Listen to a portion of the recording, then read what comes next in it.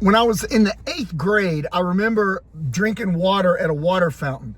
And I was bent over the water fountain and I saw these 3 guys walking down the hall who were kind of the school bullies. I'll never forget. And I was drinking water, they were laughing, and one of them slapped me upside the head and bounced my head off the brick wall beside the water fountain. And at that exact second, my heart went and just sank, because I knew that I was helpless and I could do absolutely nothing, because all 3 were bigger than me. They'd all failed once or twice, so they should be in the 9th or 10th grade. I'm a puny little 8th grader who's been beat up his whole life, beaten by his stepmom, bullied around, and I knew I could do nothing, and something clicked. And guys, I want to talk about that just real quick for you guys that do martial arts. There's a lot of cockiness on a channel where you teach fighting. Everybody has an opinion. Everybody thinks you should throw a punch this way, or they want to give their feedback and their input on how to. And there's another reason, though, why we train. Yeah, we want fundamentals to be correct. That's David and I's entire thing. We want fundamentals to be super tight, so that you're using mechanics and physics and you learn the right way to punch and kick and defend and have good strategies for self-defense. But the reason why we train is the confidence to be able to face or handle situations, right? And don't think they don't exist when you get older. I'm a 59-year-old grandpa now. A few years back, I'm coaching my son's basketball team, and there's this big knucklehead father who is a bully. He's literally a bully, an adult bully. I wasn't scared or anything, but just the fact, I would just shake my head like, man, people are still bullies? Like, they could be verbal bullies, just their attitude, belligerent. You run into it on the road, people beeping, honking at you. We had one of my black belts, he accidentally cut a guy off, and the guy ran him off the road, jumped out of the car and ran back at him. That didn't turn out too well for the other guy, but forbid, that stuff happens. You want the confidence to be able to defend. So sometimes there's guys out there training that just want to be able to throw a good punch. They want to know how to defend like some powerful shot that comes at them, or they want to deal with somebody who's much younger. Or it's you younger guys who are, 19, 20, 21 or younger, and you're sort of in that position where you get bullied, pushed around, or you're sort of fearful of someone who's harassing or bullying you. These are the reasons why we train, right? It is about doing it correctly.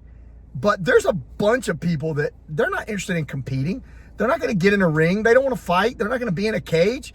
They want to be able to protect themselves, and they want to be able to walk away, and they want the confidence to be able to stand up to somebody that is approaching them. So need to factor that into your thought process when you're doing your training, when you're watching videos, and when you're thinking it through. And for all of you guys who are like that, this channel is for you, okay? So we have a couple different facets that we're covering. One is you, right? You want to learn some stuff to be more confident.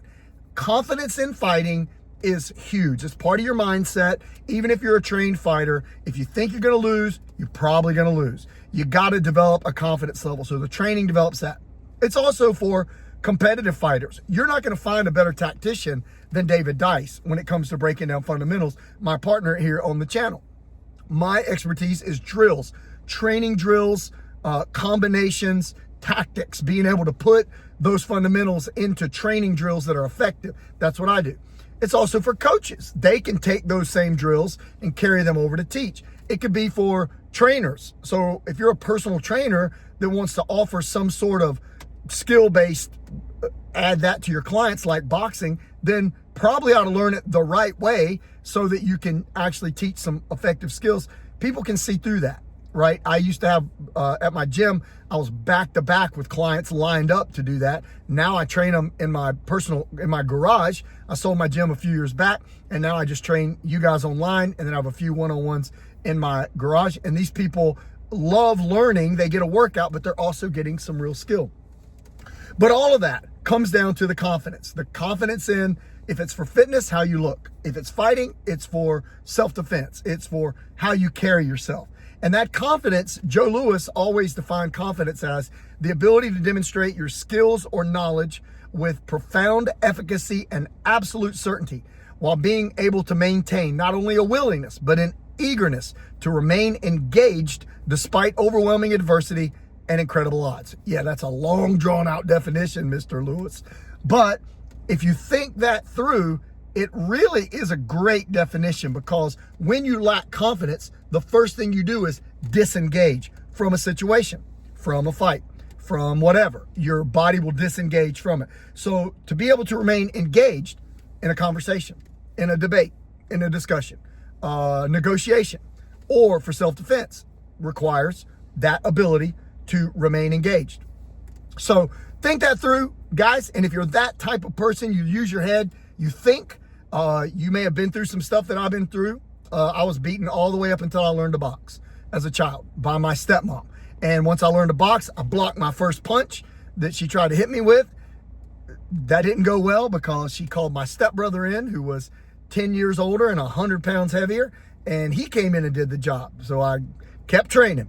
And then, the tide turned when, forbid, I had to actually fight back. And then I carried that into not only the confidence to deal with him, but once I started training in martial arts, I started fighting in toughman and badman contests. Back then, they weren't really regulated very well. So I fought some monsters. I generally fought in the heavyweight division, so I was about 190 pounds. And the biggest guy I fought was well over 300, like 330. Average guys 250, 260. And the reason I did it originally, I wanted to see if my stuff worked, because I wanted the confidence to deal with it. And it was something internal, like if I can survive against these, some of them were street fighters, some of them were professional fighters. If I can survive against them, then I know my defense works. And that's what I did. And it did work. And I ended up winning as many as I was allowed to win. And then I trained a lot of other people to do the same.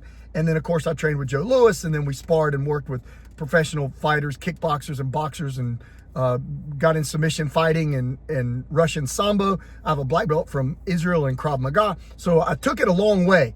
And I continue to learn because I love being a student. But I also have 42 years worth of training that I can pass on some thoughts and some ways of training that would benefit, I think, the people who want to use their head and think. Again, everybody's got an opinion. They're welcome. We love it. Sometimes I get some great feedback from guys that are like former bouncers, or they were, were in prison, or, they were fighters, and they've got some good stuff. Other times I hit delete so fast on a comment because somebody just rambles about some knucklehead comment. I'm like, guys, you're just wasting your time. I have our filter set where if it's cursing, if it's anything like that, it's instantly deleted. They're wasting their time. But for the guys that are giving us good feedback, they're, sometimes they'll point out, the way they were taught by one of their teachers or an experience they had. We love that stuff, man. We're going to comment on it. Sometimes I want people to send, if you're that good at something, send us a video. I'll put my cell phone number in here for you to reach out. Text it to me. We'll put it on the channel. We want everybody to have a chance to learn. So, guys, thanks for watching. Confidence, good reason to train, good reason to focus. Whether you ever plan on being in any type of scrap or competition, the confidence to handle yourself, that's big when you're walking through life day to day. If you want some help from us, we have a free, in the description, you should be able to see it. It's a free striking technique cheat sheet.